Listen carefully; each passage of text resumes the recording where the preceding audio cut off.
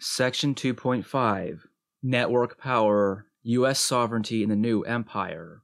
Quote, I am persuaded no constitution was ever before so well calculated as ours for extensive empire and self-government. End quote by Thomas Jefferson. Quote, our Constitution is so simple and practical that it is possible always to meet extraordinary needs by changes in emphasis and arrangement without loss of essential form. End quote by Franklin D. Roosevelt.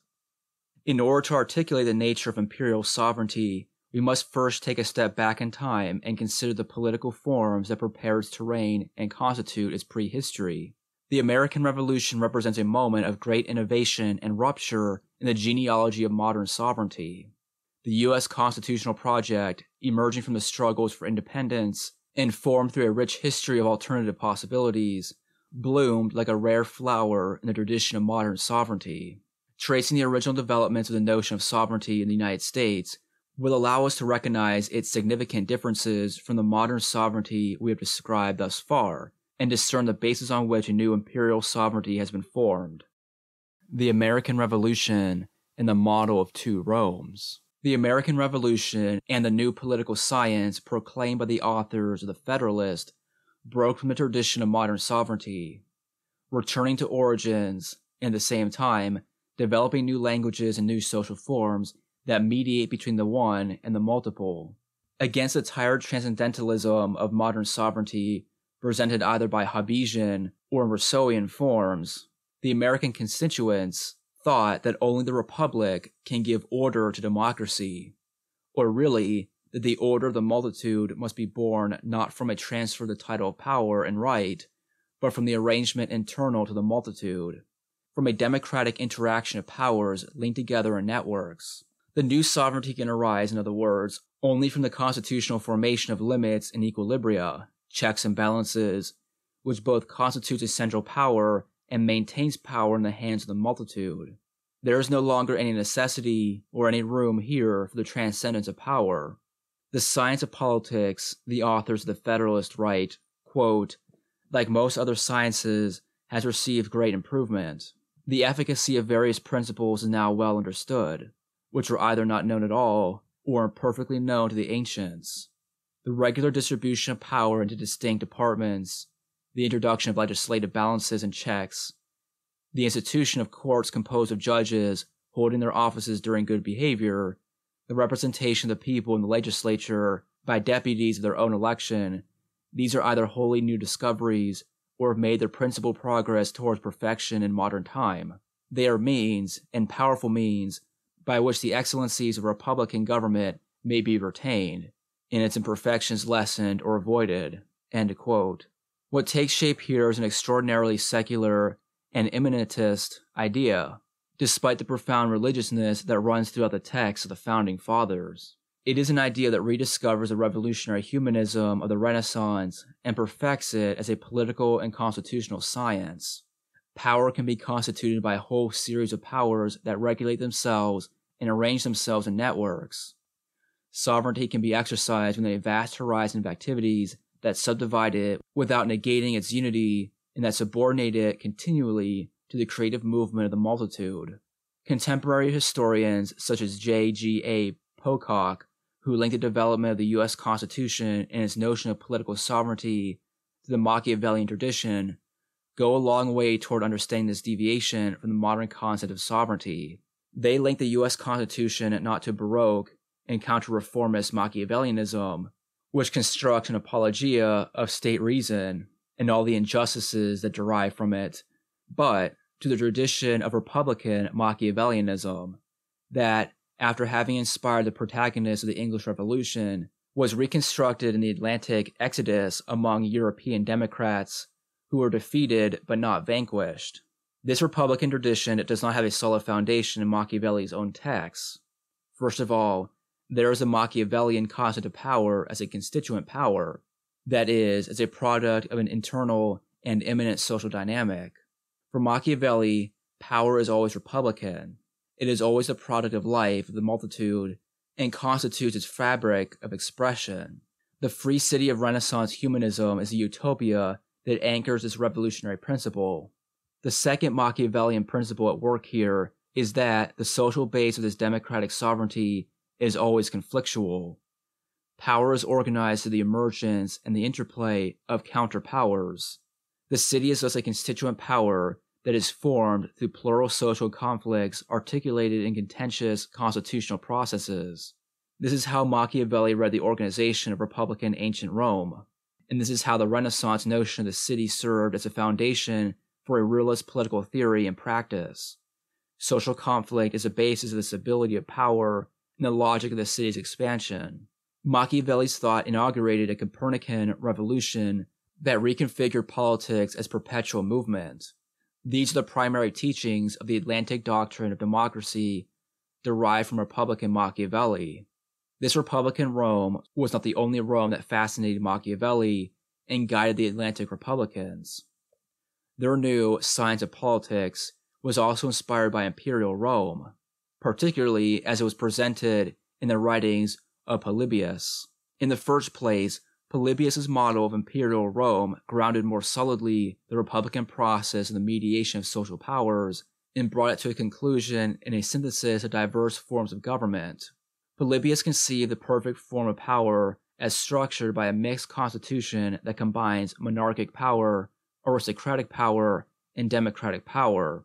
The new political scientists in the United States organized these three powers as the three branches of the Republican Constitution. Any disequilibrium among these powers, and this is the second sign of Polybius's influence, is a symptom of corruption. The Machiavellian Constitution of the United States is a structure poised against corruption, the corruption of both factions and individuals, of groups and the state. The Constitution was designed to resist any cyclical decline into corruption by activating the entire multitude and organizing its constituent capacity in networks of organized counterpowers, in flows of diverse and equalized functions, and in a process of dynamic and expansive self-regulation. These ancient models, however, go only so far in characterizing the U.S. experience, because in many respects it was truly new and original. In very different periods, Alexis de Tocqueville and Hannah Arendt both grasped the novelty of this new ideology and new form of power. Tocqueville was the more cautious of the two, although he recognized the vitality of the new political world in the United States and saw how the synthesis of diverse forms of government had been forged into a regulated mass democracy. He also claimed to have seen in America the democratic revolution reach its natural limits. His judgment about whether American democracy can avoid the old cycle of corruption was thus mixed when not outright pessimistic. Hannah Arendt, in contrast, unreservedly celebrated American democracy as the site of the invention of modern politics itself. The central idea of the American Revolution, she claimed, is the establishment of freedom, or really, the foundation of a political body that guarantees a space where freedom can operate. Arendt puts the accent on the establishment of this democracy in society, that is, the fixity of its foundation and the stability of its functioning. The revolution succeeds, in her estimation, to the extent that it puts an end to the dynamic of constituent powers and establishes a stable, constituted power. Later, we will critique this notion of network power contained in the U.S. Constitution, but here we want to simply highlight its originality. Against the modern European conceptions of sovereignty, which consigned political power to a transcendent realm, and thus estranged and alienated the sources of power from society, here the concept of sovereignty refers to a power entirely within society. Politics is not opposed to, but integrates and completes society. Extensive empire. Before moving on to analyze how in the course of U.S. history this new principle of sovereignty developed and was transformed, let us concentrate our attention for a moment on the nature of the concept itself. The first characteristic of the U.S. notion of sovereignty is that it poses an idea of the immanence of power in opposition to the transcendent character of modern European sovereignty. This idea of immanence is based on an idea of productivity. If it were not, the principle would be impotent. In immanence alone, nothing allows society to become political. The multitude that constitutes society is productive. U.S. sovereignty does not consist then in the regulation of the multitude, but arises rather as a result of productive synergies of the multitude. The humanist revolution of the Renaissance and the subsequent experiences of sectarian Protestantism all developed this idea of productivity. In line with the Protestant ethic, one might say that only the productive power of the multitude demonstrates the existence of God and the presence of divinity on earth. Power is not something that lords over us, but something that we make. The American Declaration of Independence celebrates this new idea of power in the clearest terms. The emancipation of humanity from every transcendent power is grounded in the multitude's power to construct its own political institutions and constitute society. This principle of constituent production, however, yields to, or is explained by, a procedure of self-reflection in a kind of dialectical ballet. This is the second characteristic of the U.S. notion of sovereignty. In the process of the constitution of sovereignty on the plane of immanence, there also arises an experience of finiteness that results from the conflictive and plural nature of the multitude itself. The new principle of sovereignty seems to produce its own internal limit. To prevent these obstacles from disrupting order and completely emptying out the project, sovereign power must rely on the exercise of control. In other words, after the first moment of affirmation comes a dialectical negation of the constituent power of the multitude that preserves the teleology of the project of sovereignty. Are we thus faced with a point of crisis in the elaboration of the new concept? Does transcendence, first refused in the definition of the source of power, return through the back door in the exercise of power, when the multitude is posed as finite and thus demanding special instruments of correction and control? That outcome is a constant threat, but after having recognized these internal limits, the new U.S. concept of sovereignty opens with extraordinary force toward the outside, almost as if it wanted to banish the idea of control in the moment of reflection from its own constitution. The third characteristic of this notion of sovereignty is its tendency toward an open, expansive project operating on an unbounded terrain.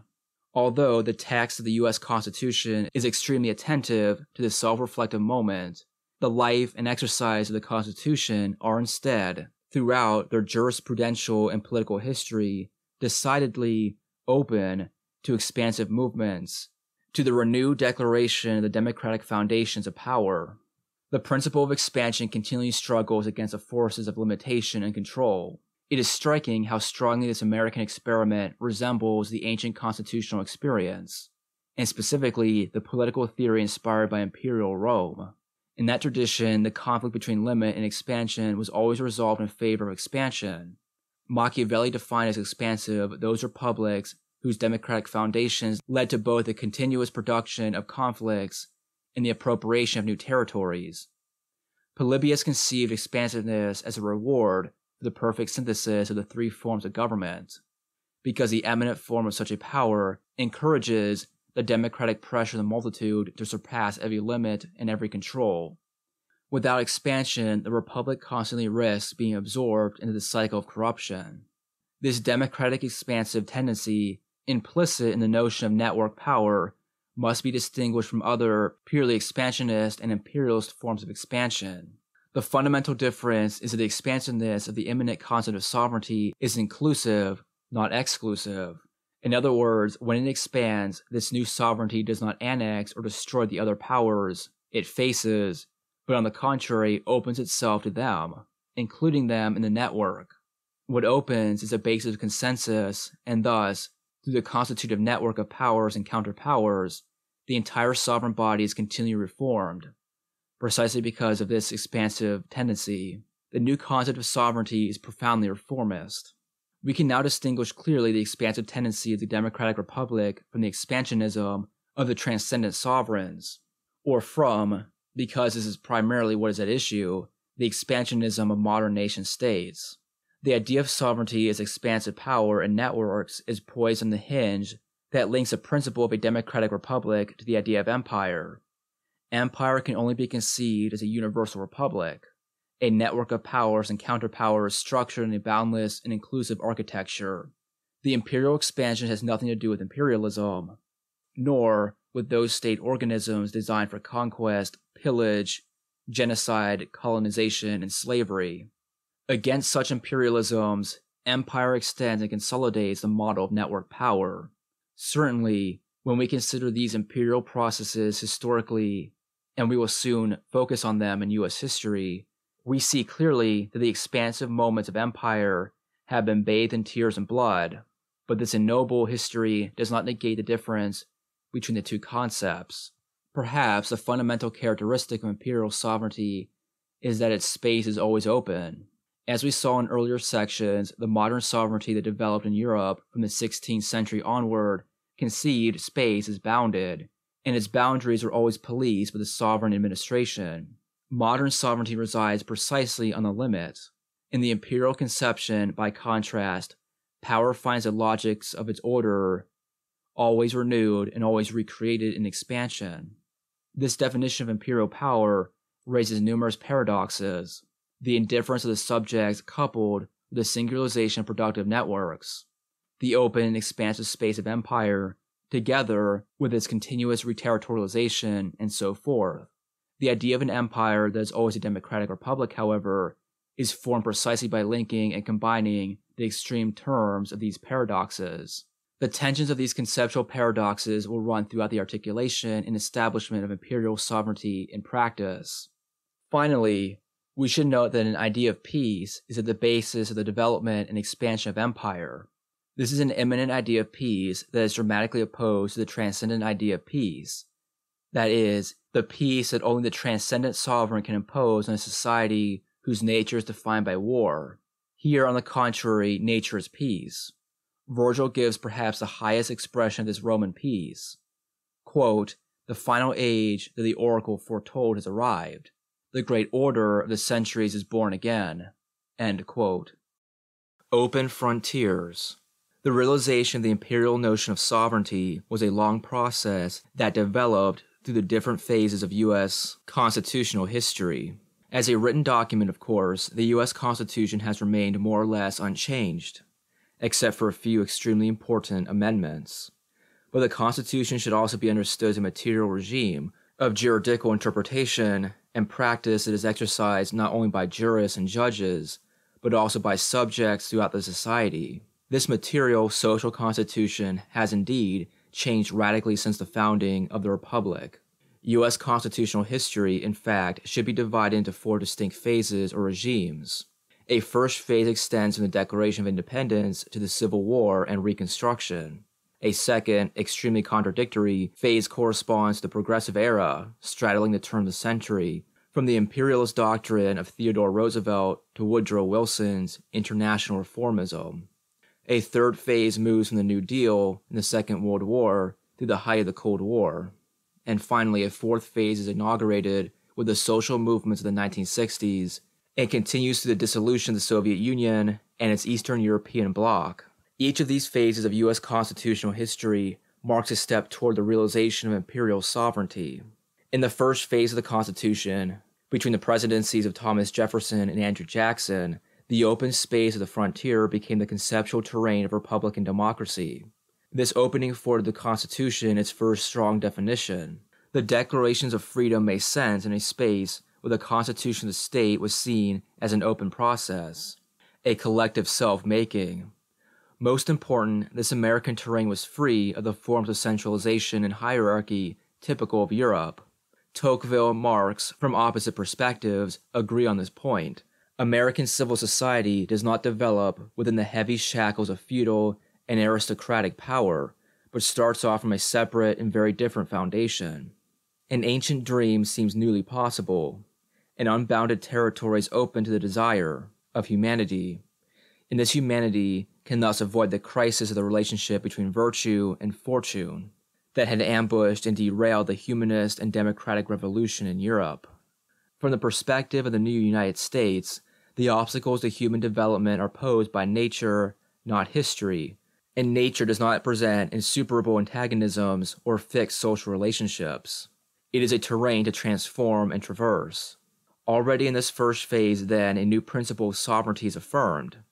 Different from the European one, liberty is made sovereign, and sovereignty is defined as radically democratic within an open and continuous process of expansion. The frontier is a frontier of liberty. How hollow the rhetoric of the Federalists would have been, and how inadequate their own new political science, had they not presupposed its vast and mobile threshold of the frontier. The very idea of scarcity that, like the idea of war, had been at the center of the European concept of modern sovereignty is a priori stripped away from the constitutive processes of the American experience. Jefferson and Jackson both understood the materiality of the frontier and recognized it as a basis that supported the expansiveness of democracy. Liberty and the frontier stand in a relationship of reciprocal implication.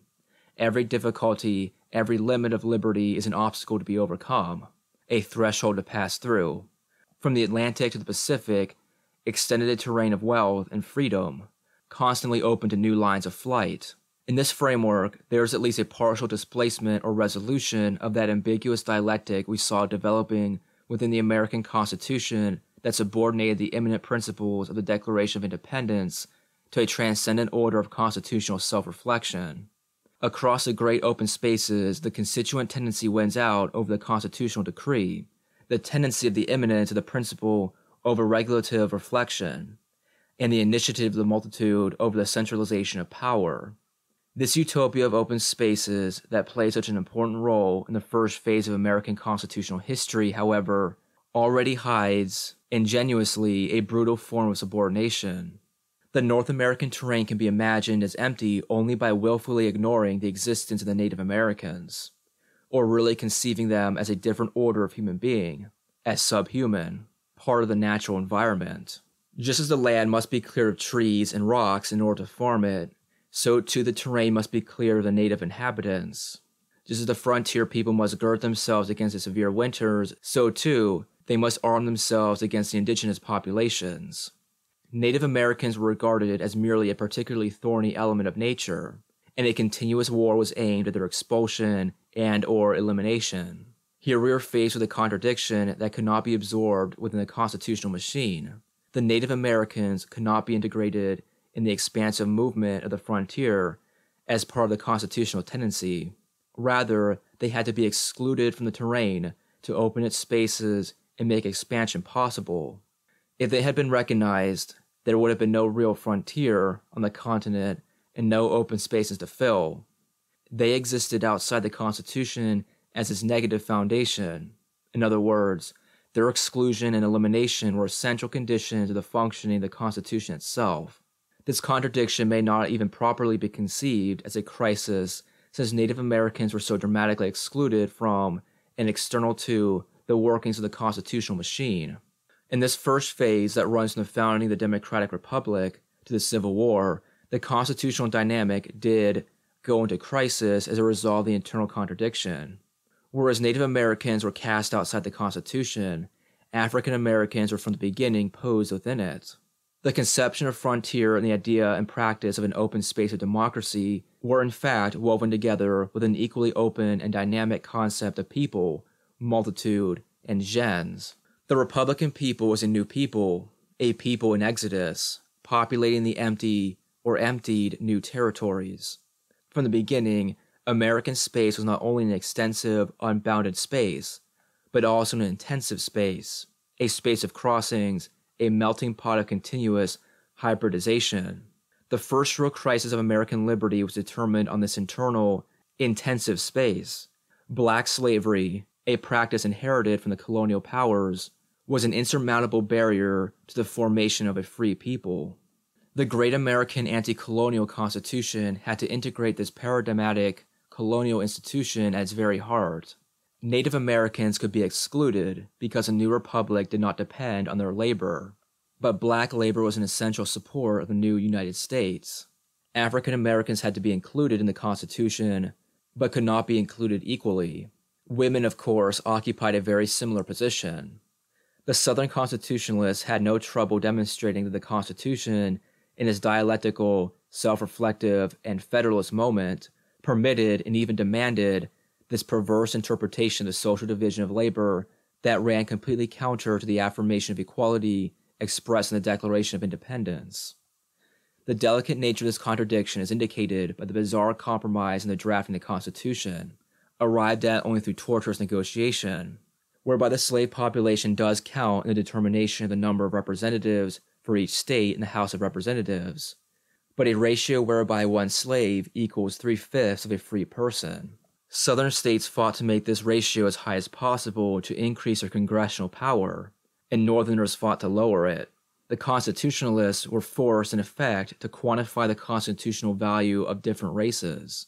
The framers thus declared that a number of representatives shall be determined by adding to the whole number of free persons, including those bound to service for a term of years, and excluding Indians not taxed, 3/5 of all other persons. 1 for white and 0 for Native Americans poses relatively little problem, but 3/5 is a very awkward number for a constitution.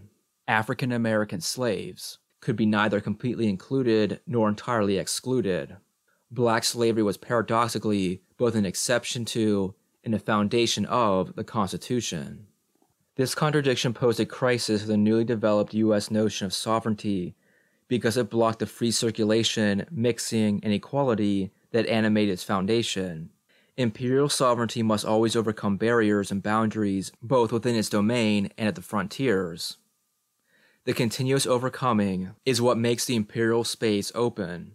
The enormous internal barriers between black and white, free and slave, blocked the imperial integration machine and deflated the ideological pretense to open spaces. Abraham Lincoln was certainly right when, conducting the Civil War, he thought of himself as refounding the nation. The passage of the 14th Amendment inaugurated more than a century of juridical struggles over civil rights and African American equality. Furthermore, the debate over slavery was inextricably tied to the debates over the new territories. What was in play was a redefinition of the space of the nation. At stake was the question whether the free exodus of the multitude, unified in a plural community, could continue to develop, perfect itself, and realize a new configuration of public space. The new democracy had to destroy the transcendental idea of the nation with all its racial divisions and create its own people, defined not by old heritages, but by new ethics of the construction and expansion of the community. The new nation could not but be the product of the political and cultural management of hybrid identities, the closure of imperial space. The great open American spaces eventually ran out, even pushing Native Americans farther and farther away into smaller and smaller confines was not enough. In the 19th and 20th centuries, American liberty, its new model of network power, and its alternative conception to modern sovereignty all ran up against the recognition that open terrain was limited. The development of the U.S. Constitution would be from this moment one constantly poised on a contradictory border. Every time the expansiveness of the constitutional project ran up against its limits, the Republic was tempted to engage in a European-style imperialism. There always was, however, another option: to return to the project of imperial sovereignty and articulate it in a way consistent with the original Roman mission of the United States. This new drama of the U.S. political project was played out in the Progressive Era, from the 1890s to the First World War. This was the same period in which class struggle rose to center stage in the United States. Class struggle posed the problem of scarcity, not in absolute terms, but in terms proper to the history of capitalism. That is, as the inequity of the division of the goods of development along the lines of the social division of labor. Class division emerged as a limit that threatened to destabilize the expansive equilibria of the Constitution. At the same time, capital's great trusts began to organize new forms of financial power, delinking wealth from productivity and money from the relations of production.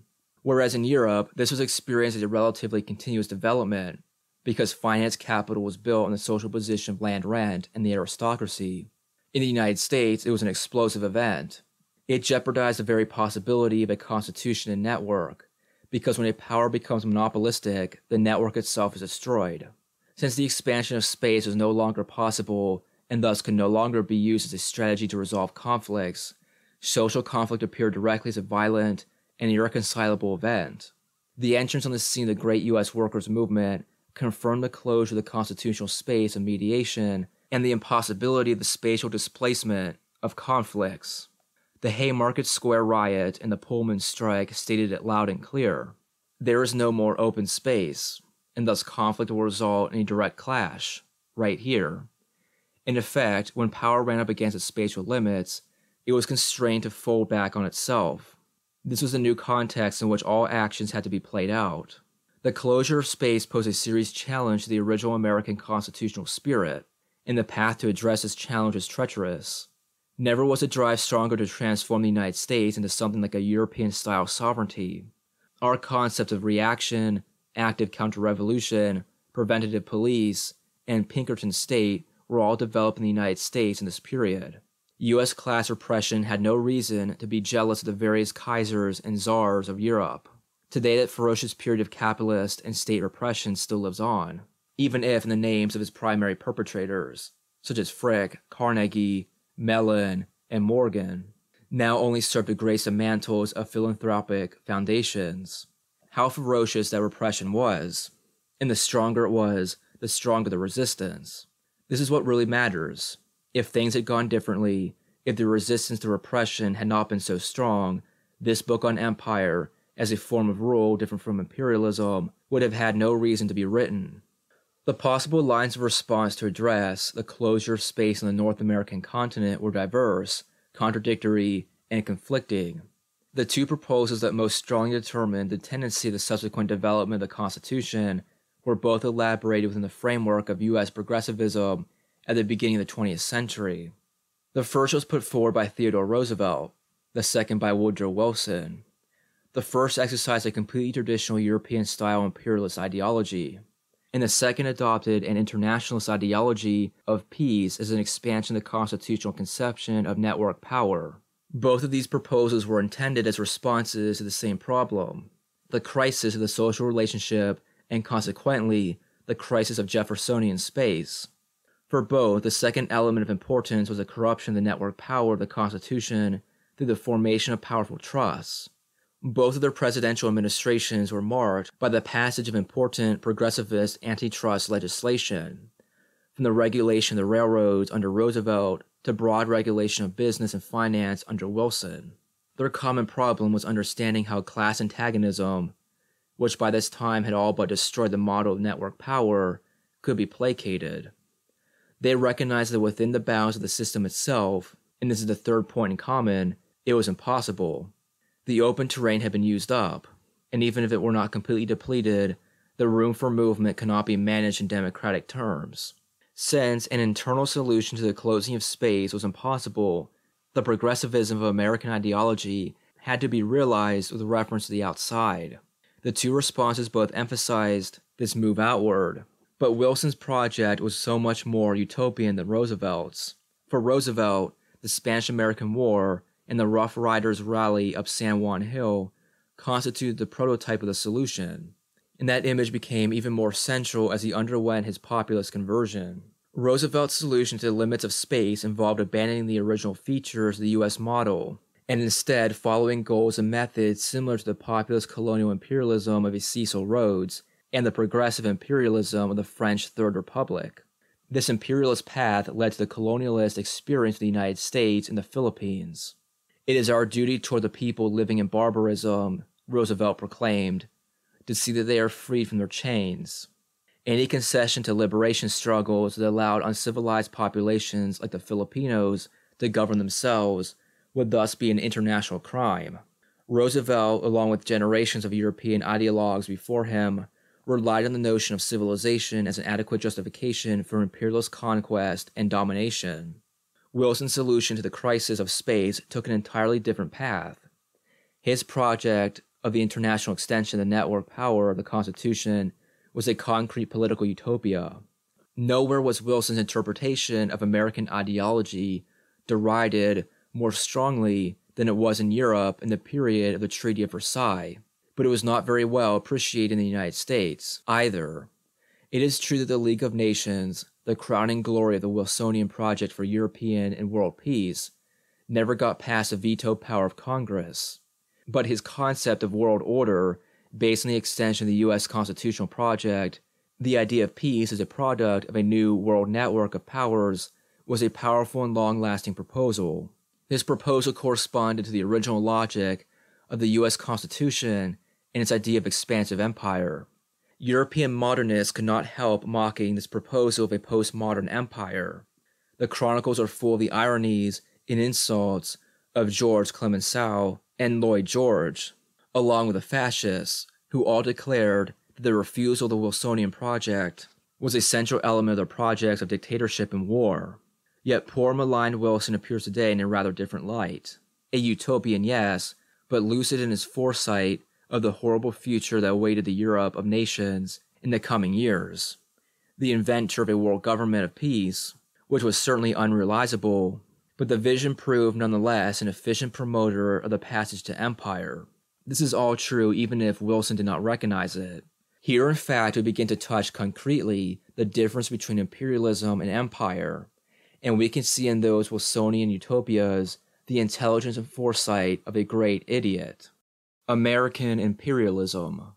The third phase or regime of the U.S. Constitution might be seen as taking effect fully with the passage of the New Deal legislation, such as the National Industrial Relations Act. But for our purposes, it is better to mark its inception earlier, even as early as the Bolshevik Revolution of 1917, and the period when its threat echoed across the United States and throughout the world. In retrospect, in those first decades after the October Revolution, we can already recognize the roots of the Cold War, the bipolar division of the territories of the globe, and the frantic competition between the two systems. The New Deal legislation itself, along with the construction of comparable welfare systems in Western Europe, might be cast as a response to the threat conjured up by the Soviet experience, that is, to the increasing power of workers' movements both at home and abroad.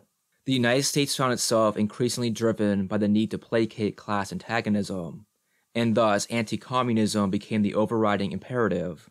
Cold War ideology gave rise to the most exaggerated forms of Manichaean division, and as a result, some of the central elements we have seen defining modern European sovereignty reappear in the United States.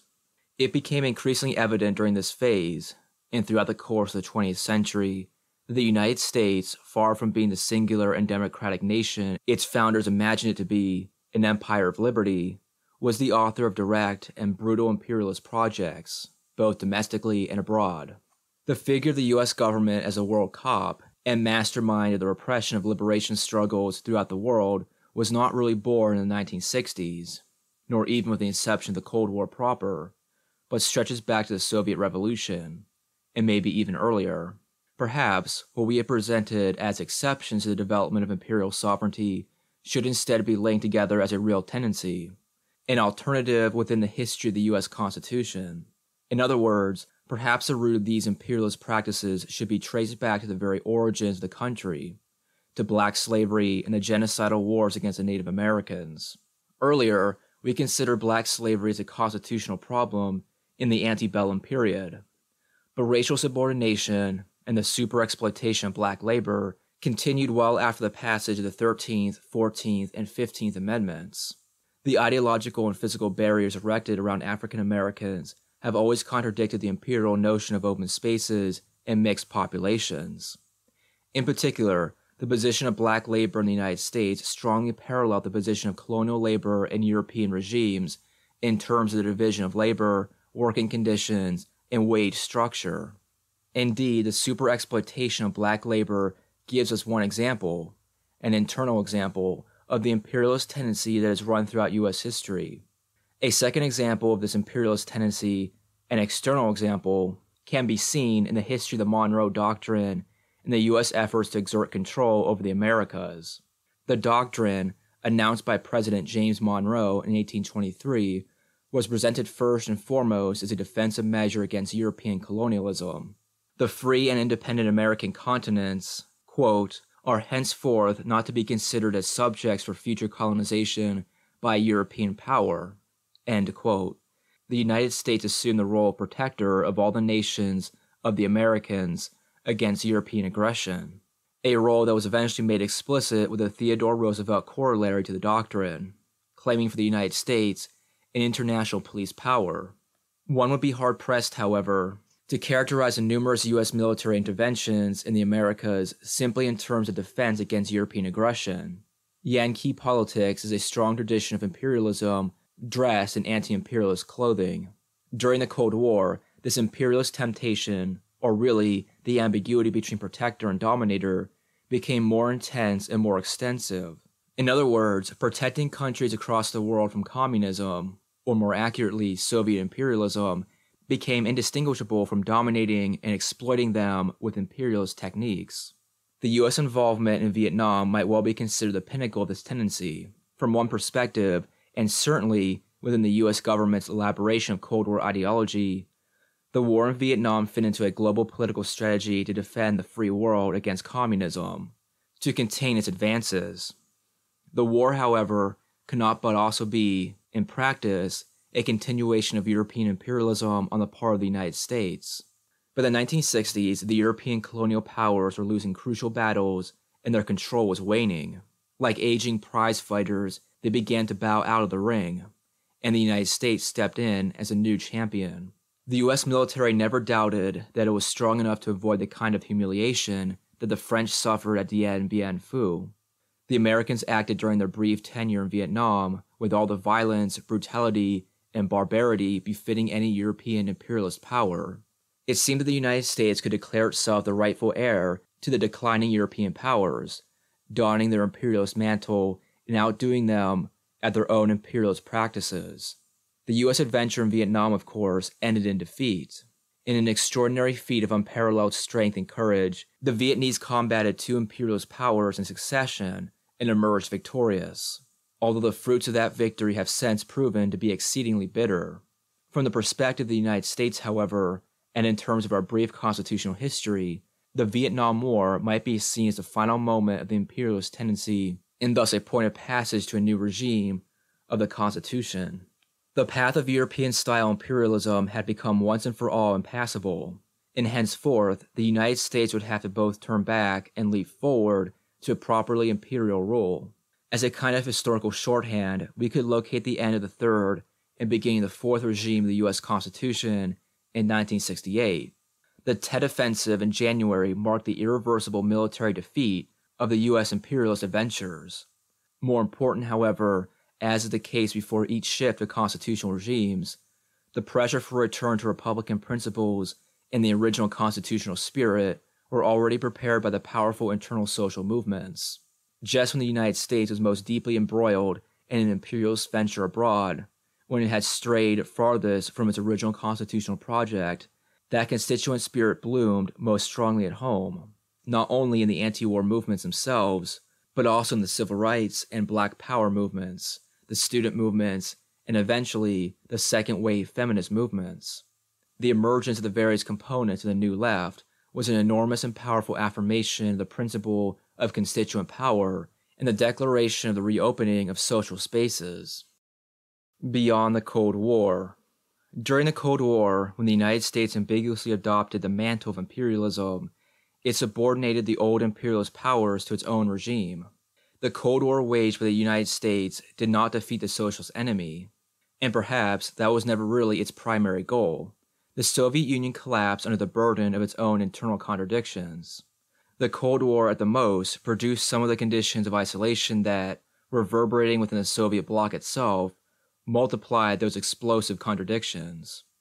The most important effect of the Cold War was to reorganize the lines of hegemony within the imperialist powers, accelerating the decline of the old powers and raising up the U.S. initiative of the constitution of an imperial order. The United States would not have been victorious at the end of the Cold War had a new type of hegemonic initiative not already been prepared. This imperial project, a global project of network power, defines the fourth phase or regime of U.S. constitutional history. In the waning years and wake of the Cold War, the responsibility of exercising an international police power fell squarely on the shoulders of the United States. The Gulf War was the first time the United States could exercise its power in its full form. Really, the war was an operation of repression of very little interest from the point of view of the objectives, the regional interests, and the political ideologies involved. We have seen many such wars conducted directly by the United States and its allies. Iraq was accused of having broken international law, and thus had to be judged and punished. The importance of the Gulf War derives rather from the fact that it presented the United States as the only power able to manage international justice, not as a function of its own national motives, but in the name of global right. Certainly, many powers have falsely claimed to act in the universal interest before, but this new role of the United States is different. Perhaps it is most accurate to say that this claim to universality may also be false, but it is false in a new way. The world police acts not in imperialist interest, but in imperial interest. In this sense, the Gulf War did indeed, as George Bush claimed, announce the birth of a new world order. Legitimation of the imperial order, however, cannot be based on the mere effectiveness of legal sanction and the military might to impose it. It must be developed through the production of international judicial norms that raise up the power of the hegemonic actor in a durable and legal way. Here the constitutional process that had originated with Wilson finally reaches maturity and emerges once again. Between the First and Second World Wars, between Wilson's Messianism and the international economic political initiatives of the New Deal, a series of international organizations was built that produced what in the traditional contractual terms of international right is called a surplus of normativity and efficacy. This surplus was given an expansive and tendentially universal basis in the spirit of the San Francisco Accords that founded the United Nations. The unifying internal process was hindered by the Cold War, but not completely blocked by it. Through the years of the Cold War, there was both a multiplication of international organisms capable of producing right and a reduction of the resistances to their functioning. We emphasize in Section 1.1 how the proliferation of these different international organisms and their consolidation in a set of symbiotic relationships, as if the one asked the other for its own legitimation, pushed beyond a conception of international right based on contract or negation, and alluded instead to a central authority, a legitimate supranational motor of judicial action. The objective process was thus given a subjective face. The great international institutions, which had been born on the limited basis of negotiations and pacts, led to a proliferation of organisms and actors that began to act as if there were a central authority sanctioning right. With the end of the Cold War, the United States was called to serve the role of guaranteeing and adding juridical efficacy to this complex process of the formation of a new supranational right. Just as in the first century of the Christian era, the Roman senators asked Augustus to assume imperial powers of the administration for the public good, so too today the international organizations, the United Nations, the international monetary organizations, and even the humanitarian organizations ask the United States to assume the central role in a new world order. In all the regional conflicts of the late 20th century, from Haiti to the Persian Gulf and Somalia to Bosnia, the United States is called to intervene militarily, and these calls are real and substantial, not merely publicity stunts to quell U.S. public dissent. Even if it were reluctant, the U.S. military would have to answer the call in the name of peace and order. This is perhaps one of the central characteristics of empire. That is, it resides in a world context that continually calls it into existence.